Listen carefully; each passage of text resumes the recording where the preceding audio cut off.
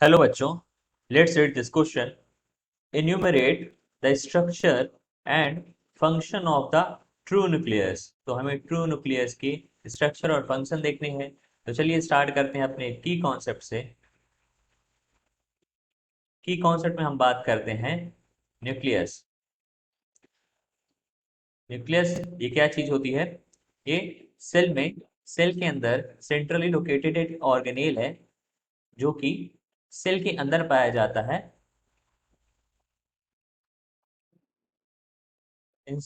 It is present inside the cell. अगर हम इसके और भी चीजों की बात करें तो ये क्या होता है, एक डबल मेम्ब्रेन बाउंड ऑर्गेनेल होता है। डबल मेम्ब्रेन बाउंड होता है, इसमें डबल मेम्ब्रेन होती है। इसके अंदर प्रेजेंट होता है जेनेटिक मटेरियल जिसे हम डीएनए कहते हैं। अगर बात करी जाए न्यूक्लियस की तो ट्रू न्यूक्लियस ये केवल यूकैरियोट्स में पाए जाते हैं। यू मीन्स होता ही, यू का मतलब होता ही ट्रू है, एंड कार्योन मीन्स न्यूक्लियस। तो ये यूकैरियोट्स में पाए जाते हैं, प्रोकैरियोट्स में ट्रू न्यूक्लियस नहीं पाया जाता। तो चलिए ट्रू न्यूक्लियस का हम स्ट्रक्चर देखते हैं। ये है हमारे स्ट्रक्चर न्यूक्लियस का, ट्रू न्यूक्लियस का।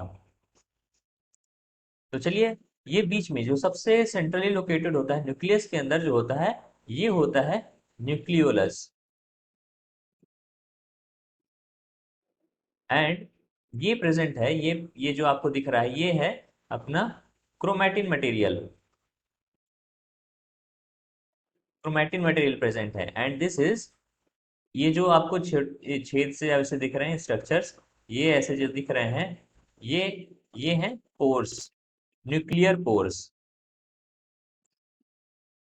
डबल मेम्ब्रेन बाउंड होता है न्यूक्लियस। तो डबल मेम्ब्रेन होने की वजह से जहां पर दोनों मेम्ब्रेन आपस में फ्यूज कर जाते हैं, जैसे ये मेम्ब्रेन जा रही है, ये मेम्ब्रेन जा रही है, जहां पर आपस में फ्यूज कर गई तो वो पोर्स बना लेते हैं, ये पोर्स क्रिएट कर लेती हैं ऐसे। तो ये हो गए न्यूक्लियर पोर्स। और इसके बाद ये जो आपको बीच में ये ऐसा दिख रहा है, ये हो गया अपना न्यूक्लियोप्लाज्म। न्यूक्लियोप्लाज्म। अगर बात करी जाए न्यूक्लियस के, ट्रू न्यूक्लियस के फंक्शन की, तो चलिए फंक्शन देख लेते हैं। फंक्शंस में सबसे पहले न्यूक्लियस जो होता है, न्यूक्लियस ये स्टोर करता है अपने जेनेटिक मटेरियल को, मींस डीएनए को स्टोर करता है, जो कि बहुत रिप्रोडक्शन में भी हेल्प करता है। ठीक है, सेल डिवीजन में भी हेल्प करता है। और अगर सेकंड फंक्शन की बात की जाए तो न्यूक्लियस जो है बहुत सारी सेलुलर एक्टिविटीज के लिए भी इंपॉर्टेंट रोल प्ले करता है। सेलुलर एक्टिविटीज जैसे कि अगर मान ली जाए प्रोटीन सिंथेसिस जैसे हो गया,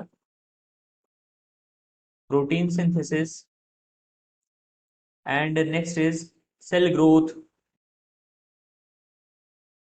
सेल ग्रोथ, सेल डिवीजन। तो इनमें भी बहुत हेल्प करता है ये न्यूक्लियस। तो I I hope you understood it well. Thank you and best of luck.